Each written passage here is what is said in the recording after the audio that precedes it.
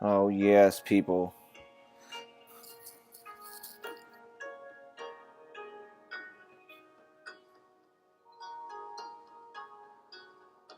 Getting everything all started up, friends.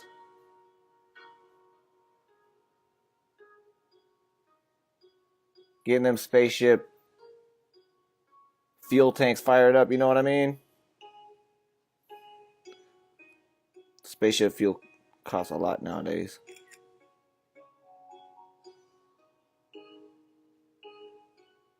Oh.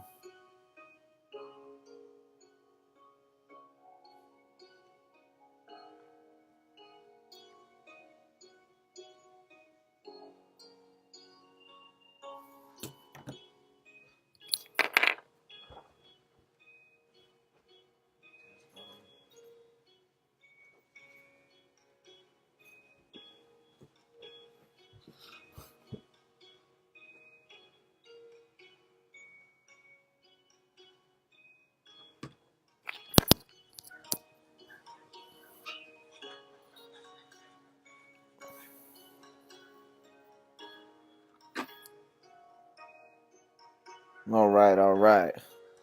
Let's get everything all set up. Permacast up in the house already? Okay, then. Here we go. What is up, family? Mr. Compton's up in the house. Man, where y'all been? Happy New Year. It's been like, I haven't seen y'all since last year.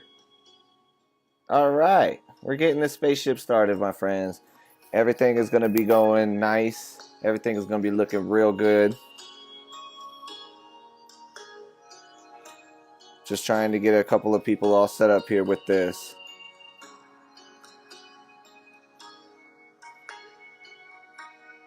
Okay, cool, cool. Making sure everything is going. Yeah, y'all. What is up? Ray's up on the ship again. Okay. People got their password back. Everybody getting everything set up. All right, yeah. We got some good news for everybody tonight. Super thankful for all this. Let me just go ahead and check the audios and everything.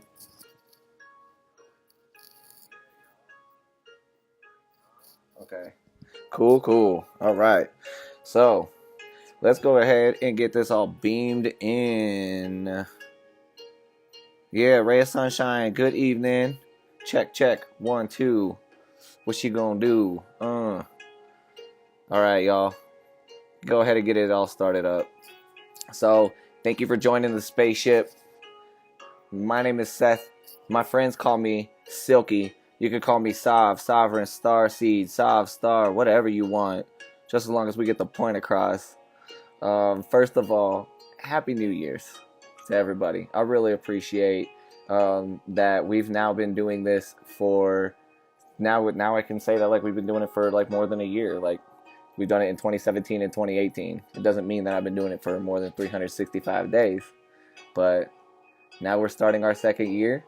I hope you guys got some good resolutions. If you guys got any cool resolutions that you made for yourself, any good commitments, post them up on the chat. See what some of y'all are committing to yourselves. I'll tell you some of mine. I'm definitely going to be increasing my funds across a lot of my different exchanges. I'm going to be increasing funds in different cryptocurrency assets. I'm going to be trying to like, get a little bit more in touch with my body so that way I can like become more active. I think that's a healthy thing. Yeah. And so like I just got some good resolutions too, and I think that's what's important for us to be setting down is just resolutions, just goals. Just goals. So hashtag goals. If y'all got any good ones, let me know. But all right. So yeah, this is Sovereign Star Seed. We try to give you cryptocurrency news every night, 10 p.m. 5 o'clock Universal, and we try to speak about it from a sovereign perspective. Also got the book club. Also got the esoteric studies going on. And then doing the investment moves and things like that, and as well as IRL life in real life. What's going on with an alien as they're on planet Earth? All right. So, anyways, let's go ahead and bring in what's going on with the news tonight. Let's see what we got. Bringing up the news. So, all right. First of all, I just want to go ahead and talk about this actually, and this is the an article that Cointelegraph put out, and basically they said that the kidnapping of the Bitcoin exchange executive showed the importance of financial privacy. And the reason why I'm trying to speak about this article as well is because I completely align with that, and I've been talking about privacy on this channel being an important asset. So, the recent abduction of UK-based Bitcoin and cryptocurrency exchange XMO operator Pavel Lerner has demonstrated the importance of financial privacy for cryptocurrency users.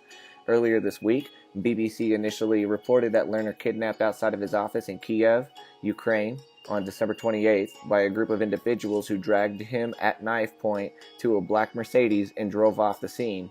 At the time, and Anatoly Larian, the spokesman of the exchange, stated, "Despite the situation, the exchange is working as usual. We also want to stress that nature of Pavel's job at XMO doesn't assume access to either storages or any personal data of users. All users' funds are absolutely safe."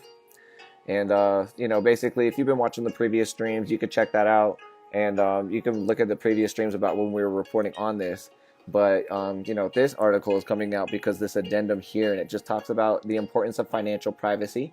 So anybody that's watching this right now, I just want you guys to end up making sure that we are making good moves and that we're staying private with our finances in certain areas, because now we're realizing, as well as other people are realizing, that there isn't like any type of regulation around this right now, and some people are taking advantage of that in not the most savory way.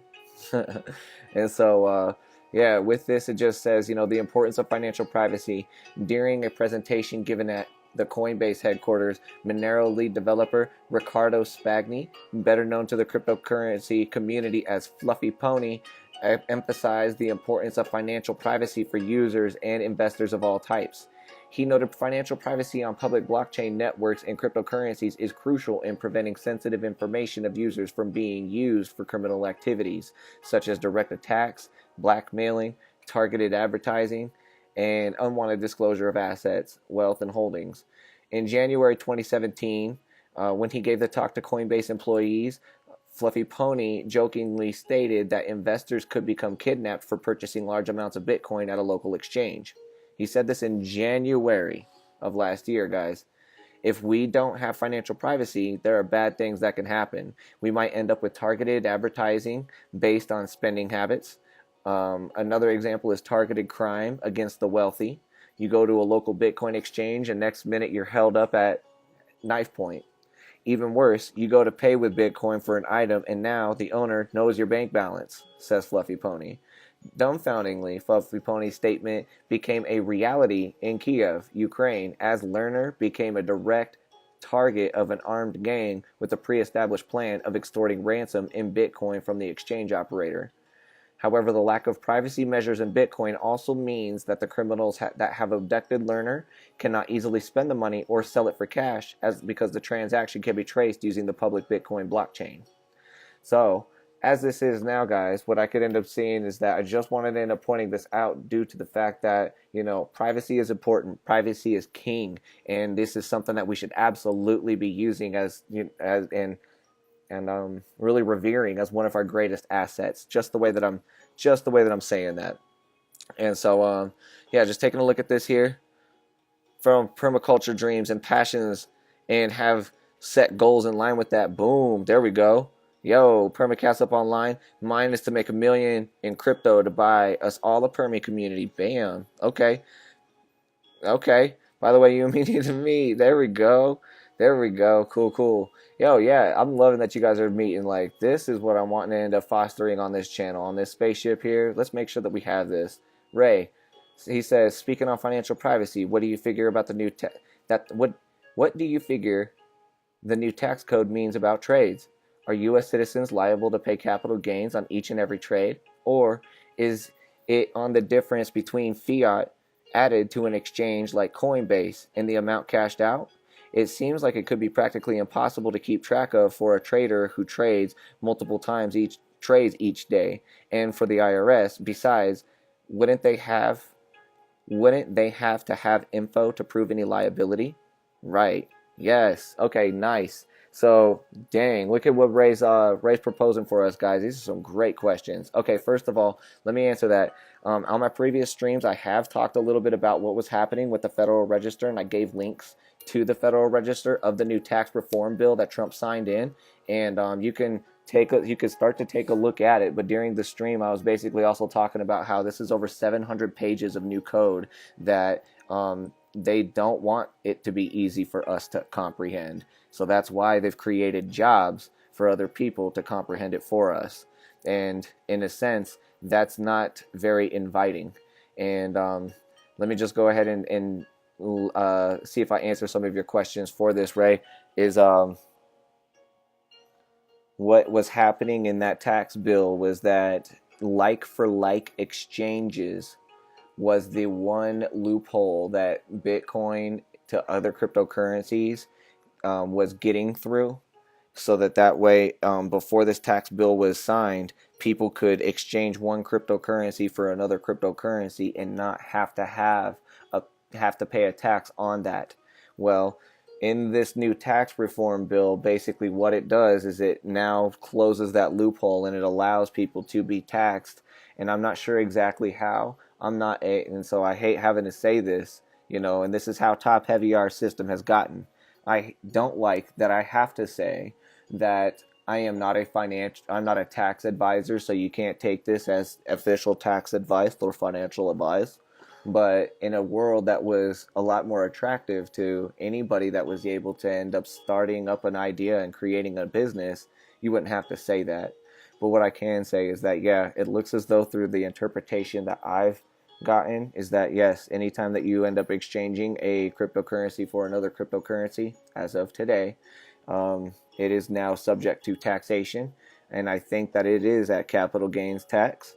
And it is going to be monumental for people to track. And that is going to allow the Department of Homeland Security to create more jobs. And that's why it's something that's very unattractive and hard for me to end up wrapping my head around, because I'm, like you and like anybody else that wants to do things in the world, they don't want to have to spend 3 hours every day trying to not only account for all of these things that are being tracked and traced, but then also having to put funds aside and allocate for each little capital gain and how much tax you have to pay on every single trade. I will tell you this. I've traded upwards of more than 100 trades a day right now, just due to the bots that I'm running. And I know that I am not, I'm still not doing anything compared to what some of the other people out there are doing. And there are other people that have tens of thousands of trades going through every hour on these exchanges. And I know that there will be something that will allow people to track this very easily. There is a website. It's called cointracking.info. I'll show you this real fast. Actually, I'm not sure if that's... Yeah, it is cointracking.info. So you can go here. And so this is a site that starts to end up pulling in all the exchanges and all of the data into it. Is it free? No. Is it worth it? I would say probably. I mean, going forward, it's going to be one of these services that I'm going to be looking into to try to help me account for the amount of trading that I'm doing, because I don't want to stop. I don't want to diminish that which I'm doing just because of the laws that were put in there. But I also want you to know as well that there are other ways about going about this. So there are other ways. So we'll end up talking more about that in the future. So, but yes, great questions, my friend, because that is very important for us to end up looking at. And I love that question. So yeah, the IRS, like, they would have to prove liability. They would have to prove all of these things. But what they're starting to do is scare a lot of these exchanges into wanting to ask all of their customers for IDs. And so one of the oldest exchanges, Poloniex, is now going to ask people for IDs, or they're going to disconnect your account. And that's where I am asking people, don't feed the beast on that sense. Because, like, a lot of times, like, if we allow people to end up taking our IDs and our passports and all of this stuff, first of all, these exchanges are subject to being hacked. And second of all, we're stripping ourselves of our anonymity when we're doing that. And like I just showed you guys with that article, financial privacy is important. And that's one of many aspects of why financial privacy is important. That's why I feel that way. So I'm just a man, I'm just an alien, and I have an opinion, and that can change at any time. But that's just the way that I'm looking at it right now. And I really appreciate that question, Ray. So excellent.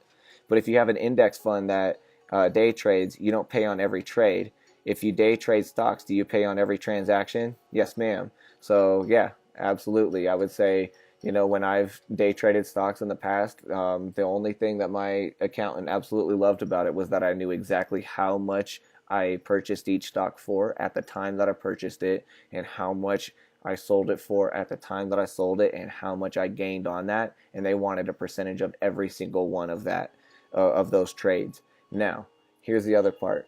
Because like companies like E-Trade and TD Ameritrade and those other companies now, they know about that type of taxation. There's usually a service built into TD Ameritrade and E-Trade and Scottrade and all of those. It's not Scottrade anymore, but you look into all of those, and they usually have an area that automatically withholds taxes for you. And that is finally what I could say, you guys, I could foresee as well. Would be a more beautiful way of this happening, would be if Poloniex and Bittrex and Binance and Kraken and all of those exchanges, if they started to offer a service for their customers that said, we will withhold taxes because you're either a US or Russian resident. And that's sad, because there are going to be many other people around the world, my friends, that are going to be able to trade without having to have to track all of that and submit those records to their governments. Whereas people in the US and Russia and other first world countries that have top heavy systems, that's where, we'll have to end up spending the time, spending the work doing that. So there you go. And yes, if you day trade stocks, you pay on every transaction. You do. But a lot of times you don't see it because E-Trade and all of them, they withhold that for you. And so, yeah, you won't see it. But yeah, that's what happens. And then at the end of the year, E-Trade will send you like a fat packet of like all of the trades that you've done. And then you submit that to your accountant, and then they're like, okay, cool. So that's how that works. Yeah, I love these questions, y'all. Keep them popping up. See why I like you, regulars? Let's do it. 2018. By the way, every 10 minutes that you guys are watching, you're earning currency on this channel, and we're going to start doing some contests with this currency. And I think that at the end of the month, we might end up doing just like a cool giveaway. And because I'm not sure on exactly how to speak about it on this yet, I can't say what it is. But what I can say is any of you guys that have used my links to sign up for any of the referral programs or anything like that, it's going to benefit you directly. So just be on the lookout for that. And then also next in news, Cointelegraph.com putting out an article that says Bitcoin adds 0.3% to Japan's GDP. And I think that's beautiful because GDP is it's just barely getting into the scene. And it is beautiful because it's saying that analysts from Japanese finance giant Nomura have found Bitcoin could be contributing as much as 0.3% extra GDP to Japan. In a client note translated by Business Insider, a couple people, I'm not going to end up trying to pronounce the names just because I don't want to do disrespect, praised the positive effects on consumer spending resulting from large numbers of Japanese holding Bitcoin. The optimism capitalizes on Japan's Bitcoin breakout this year, which saw the company take pole position in Bitcoin to fiat trading, as well as adopting nurturing regulatory frameworks to further Bitcoin's implementation into its economy. So that's really cool. Following the firming up of its legal stance, Bitcoin accelerated in price to such an extent that Nomura suggests holdings could have a measurable effect on Japan's GDP. The scale of this increase in assets can hardly be ignored, and they commented on Bitcoin's growth. So I think that's beautiful, and this is a good way of seeing how a country is able to try to adopt Bitcoin and try to see Bitcoin positively with its current affairs, like with whatever its current government is doing. And that's beautiful because now it's almost adding a 0.33% to the GDP just by being there. Excellent. Next, Cointelegraph has an article out that talks about Nicehash CEO Quit. after 4,000 BTC hack. Service to continue work. So basically, Slovenian mining service Nicehash has swapped CEOs several weeks after hackers stole bitcoins worth around 63 million in 2017, and after the embattled platform relaunched on December 22nd, local news media reported that original CEO Marco Kobal had left, himself confirming on LinkedIn, "As you are aware, since the recent security breach, we at Nicehash have been working around the clock to rebuild our internal systems as well as management structure. I shall now stand aside and allow new management to lead the organization through its next exciting period of growth. Therefore, I decided to resign as CEO of Nicehash." So, wow. This is something that we've even talked about and looked at on this channel, before, is that like Nicehash is one of those services that can turn any computer into a mining rig. But because of that, what can I say? Because of it being so universally accepted on so many devices, there's also a lot of attack points there, and that's what allows it to end up getting so fragile, and it allows it to end up being hacked. So I'm not surprised that the CEO has quit, and I actually think that doing that could be a good move for Nicehash, just because if they get better management in there, we could see a more secure miner on desktops everywhere. So that's that. Next, I just wanted to talk about how 2017 has been a defining year for cryptocurrency regulation. So the People's Bank versus Bitcoin. It was the first week of 2017, and China's big three Bitcoin exchanges, OKCoin, Huobi, and BTCC, were being warned by the country's central bank. That warning about staying compliant with relevant laws and regulations was followed in February by a freeze on withdrawals and the creation of new trading fees, both of which were measures imposed by the People's Bank of China in a stated effort to curb the risk of money laundering. And after months of waiting, exchanges ultimately returned access to funds to users in late May. Officials in the world's most populous nation ultimately ordered those cryptocurrency exchanges to cease trading and shut down in mid-September, which, combined with BTCC's closure, effectively ended the Big Three's ecosystem and pushed trading activities within China to over-the-counter markets. So news of the pending shutdowns came just days after the country stopped ICOs within its borders, when it banned ICOs, saying the campaigns operated by illegally selling and distributing tokens. Where 2018 will head remains to be seen, though commentators on state-owned television in China have said in recent months that OTC cryptocurrency trading may be deemed against the law as well. That's over the counter. So yeah, I mean, this is what's happening here in China. It's sad because they've definitely shut their people out from being able to participate in this beautiful opportunity, and my heart goes out to the citizens of China, and I hope that at some point we can heal through this and we're able to end up participating again in this beautiful market. In fact, I have a feeling that it's inevitable that you're going to have to. So yes, so don't worry, stay strong. The DAO report. The DAO report. Rumors had circulated for months that the SEC would move to define how it would regulate ICOs, yet the agency played its cards close until late July, when it declared that U.S. securities laws would be applied to some token sales, depending on the nature of the token itself and the manner in which it was offered. Now, I believe that is one of the most healthy ways, if you were a regulator, to try to prove your relevancy going forward. And I think that's pretty cool, because they're trying to end up seeing that they do have a little bit of comprehension of the technology when you see a statement like this, where it says, we have to look at each coin actually, because the nature of the token itself and the manner in which it was offered is going to end up dictating a lot. And yes, these are the kinds of statements that I've been liking.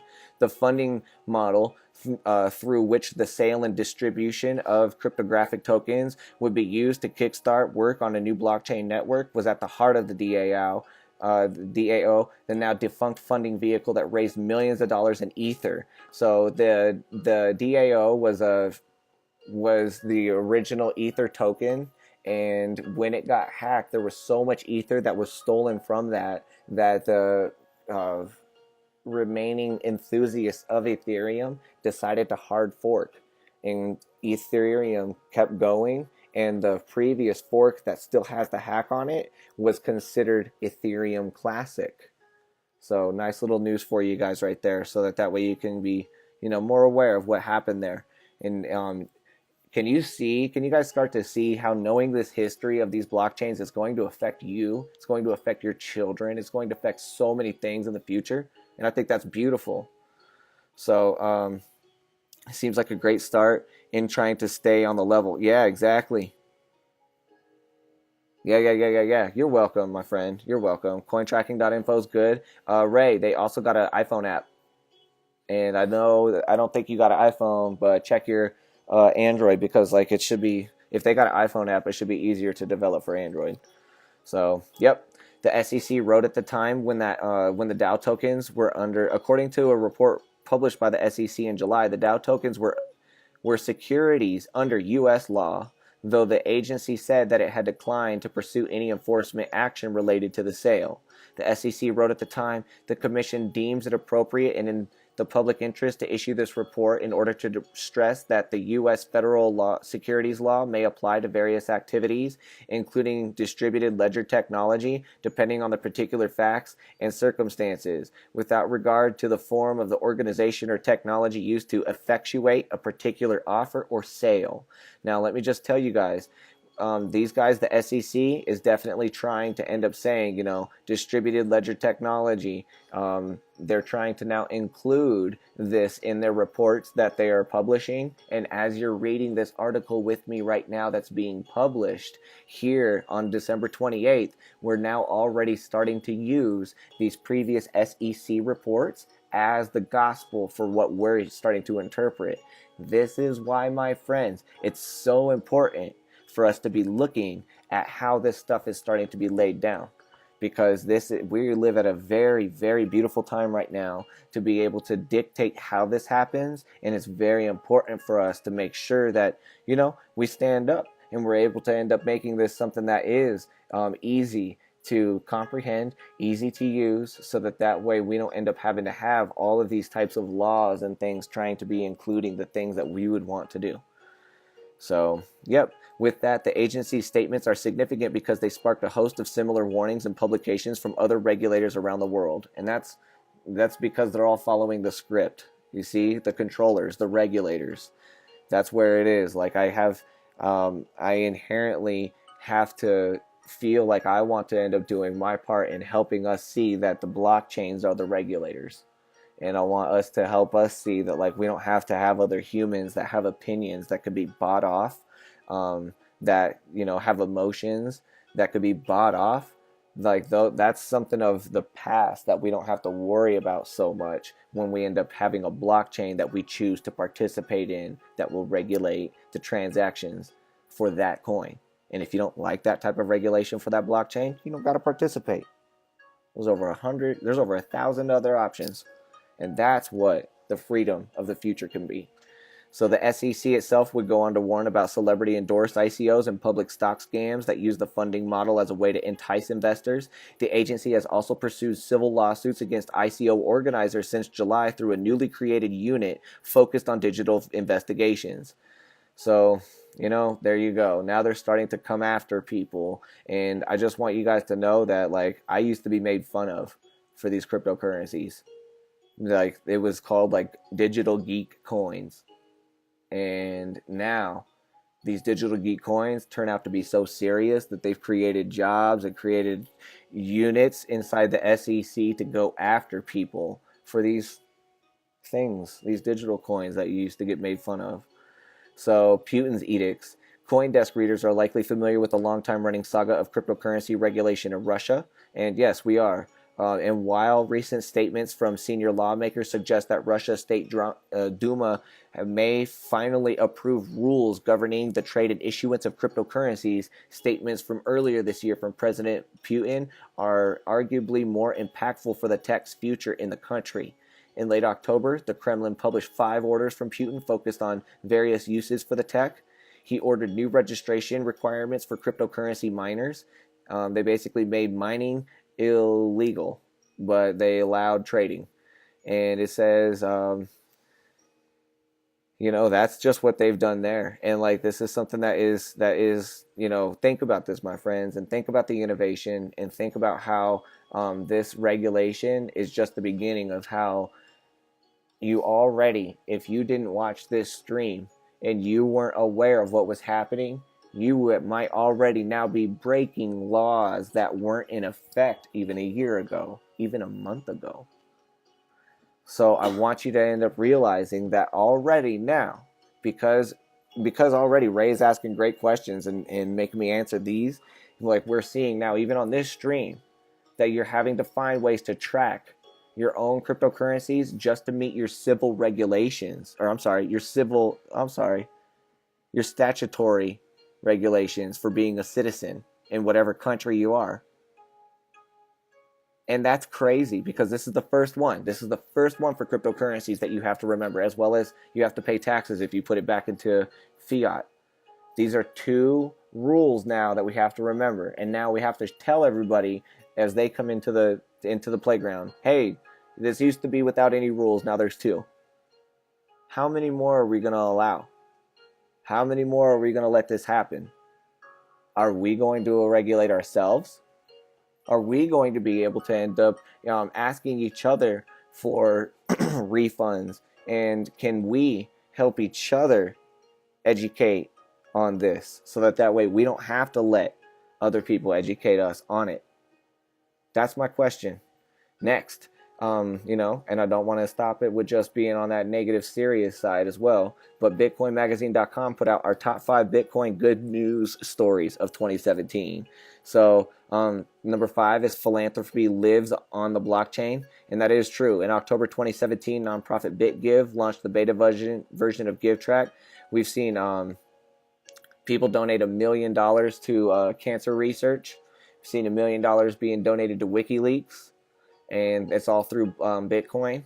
And that's what's beautiful, is that now the founder of WikiLeaks, Julian Assange, is wanting people to donate in cryptocurrencies because they aren't regulated, and they allow WikiLeaks to thrive and to provide the service that people find value in it. And that's awesome. So that's just one of them.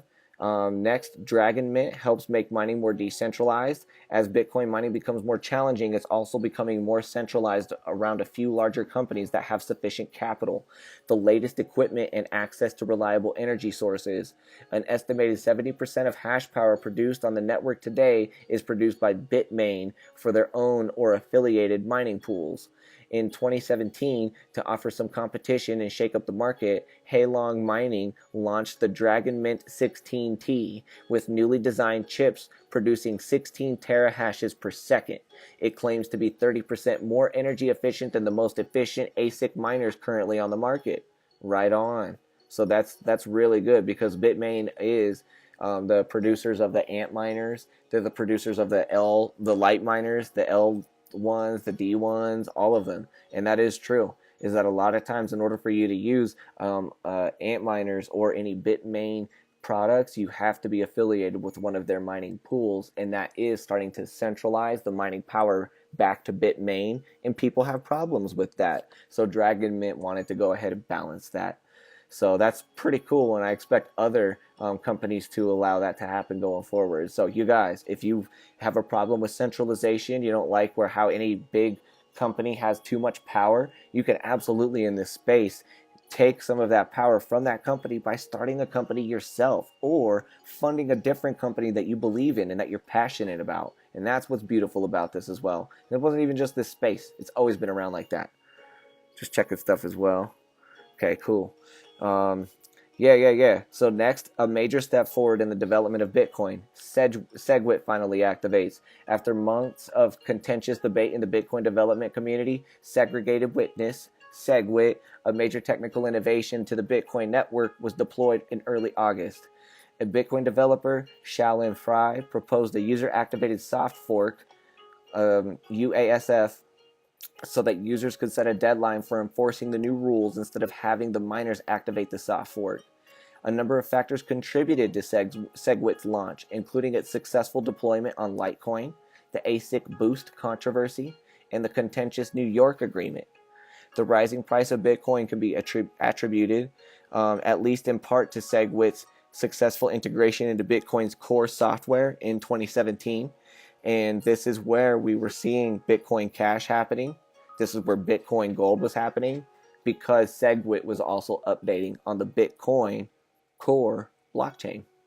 And Bitcoin core is like is Bitcoin. So Bitcoin core is the code that delegates Bitcoin blockchain. So 2, regulators approved listing Bitcoin futures as mainstream investments. U.S. regulators recently granted approval for 2 investment funds to list and trade Bitcoin, making 2017 the year that mainstream futures markets first accepted Bitcoin as a legitimate investment. The world's largest derivatives marketplace operator, CME Group Incorporated, launched Bitcoin futures trading on December 18th. Also launching Bitcoin futures trading in 2017 were CBOE Futures Exchange and Cantor Exchange, bringing investment in Bitcoin to the fore. So that is good. I think that is good because it's bringing a lot of light. It's a lot of exposure coming to this, and there will be people that will want this. And then 1, the price of Bitcoin reaches 10,000 and beyond. Despite a year of turmoil and division, Bitcoin reached a major milestone, breaking through the $10,000 barrier and rising above that in recent weeks. In fact, it ended up getting up to, I think, 20 grand. And so because of that, that's beautiful. And if you guys think about this, you will see that there is something happening here. Had you bought into Bitcoin at this time 1 year ago, last year, Bitcoin was $1,000, my friends. Look at that. If you would have put $1,000 into Bitcoin, you'd have 13,000 now. Really nice. Really nice. Excellent year. So thank yourselves for being interested in something like this, and as well for watching this stream. Finally, Ray, you'll end up appreciating this as well. I wanted to start giving you guys like a resource whenever I come across it, something that's really good for us to end up looking at, so that way you can end up walking away with something that you can use as a tool. Now, you were talking about like tracking like the taxes. I had already prepared for this stream for you guys an excellent resource, and this is called bitcoin.tax/CPA. So let me go ahead and put this out in chat for you. But bitcoin.tax/CPA is an excellent site that I've come across recently, where it talks about how you can connect with a tax attorney, CPA, and an accountant if you do business in Bitcoin, or if you're thinking about it, or you have done quite a bit of business in Bitcoin. You can go into this directory and you can start finding advisors that are approved in any of these states. Colorado is not listed, so I apologize if anybody's watching from there and is looking. But let me just tell you this. Let me just say this for any of the other investors or any of the other tax advisors or things like that that may be watching this. Let me say it again. Hey guys, there's a website called bitcoin.tax/CPA, and there are 0 tax advisors in Colorado right now on this website. I encourage you to be the first. So as that is, absolutely take a look at this, because this is something that's going to be big, especially for the people that are going to be filing their taxes this year and have done Bitcoin transactions. So from that, my friends, that's all the news that I have for tonight. And I definitely thank you guys for this, because yep, there we are. That's what we got. We got that Bitcoin tax website, and I just want to say thank you to everybody that has participated on this stream. So good to have all my regulars back. So good to have you guys connected in chat, bars. And so man, I'm loving this. And I want you guys to end up continuing to flourish, especially through somewhere like this. I'm going to go for it. Oh, you want to know what else I said too? I said to myself and somebody really close to me today, I think we're going to try to do a stream streak this year. I think I'm going to try my hardest to not let a day pass this year without streaming at least 11 minutes every single day.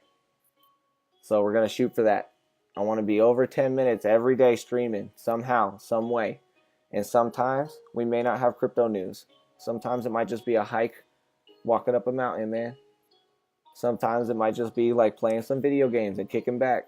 And I invite you guys, if y'all want to end up playing, man, let's get on. Let's play.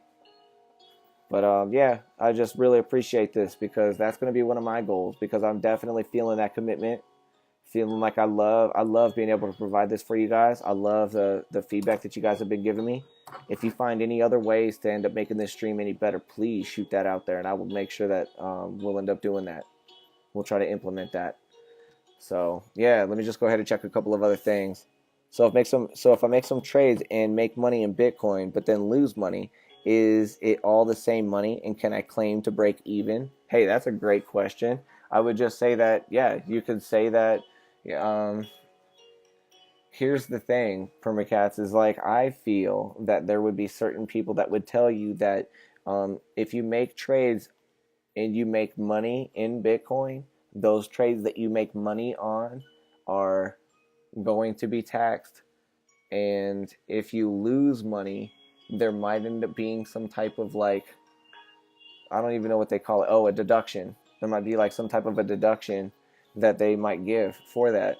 And I think that it might be safe to allow one of these accountants or somebody that is going to be accredited with this to tell you that you broke even, at least for this first year, if you plan on reporting a lot of that stuff. So like what I could just say with that is that, yeah, I would almost, like, what I'm going to do is just with some of the trades that I've been making, I'm going to end up going and asking an accountant to be like, yo, if I broke even, tell me that I broke even, so that way I can file this with your name on it and I don't get in trouble because I'm not the tax advisor and I'm not supposed to know all the tax code, which is ridiculous. So yeah, from that, like, just think about it, guys, because it's 714 pages that has now been revised for U.S. citizens and Russian citizens. Putin did similar things. So yep, just think about that. But I'm really appreciative of these questions. I like it. So yeah, I don't know. Maybe ask your accountant, see if you can break even, see if that is something that's legitimate for them to tell you, because yeah, it's hard to see exactly what's going to happen. And I'm being as honest as I can, and how these laws are being written right now. Let me just end with saying, you guys, we live at a very, very, very beautiful and critical time to be alive. If you just sit back and you think about how we have this internet right now, and we could communicate with each other, and we could communicate our ideas as freely as we want, and we don't have to be apologetic about that. I want us to make sure that we take advantage of that, and we really think about that, guys, because that's a beautiful, beautiful gift. All right? And so because of that, just think, how amazing that's going to be, that we can have this type of opportunity. And also now think about how there are regulations being put in, and now we already have rules and regulations on cryptocurrencies, and the US doesn't even have a full comprehension on what a cryptocurrency is. So I just want you guys to think about that, so that way we can start to end up thinking in our heads, in ourselves, by ourselves, and looking for other solutions, on being like, look, we have to regulate ourselves, and that's the only solution that I really have. So just think about it. Right now there are being rules put on the currencies you're using, and the people that are making the rules don't even fully comprehend the currencies.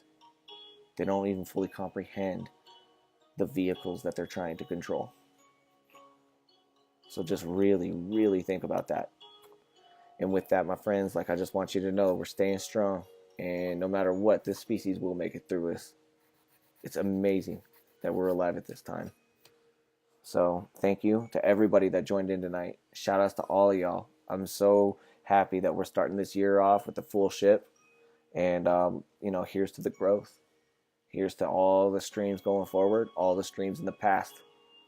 And I thank you guys so much for being regulars on this show.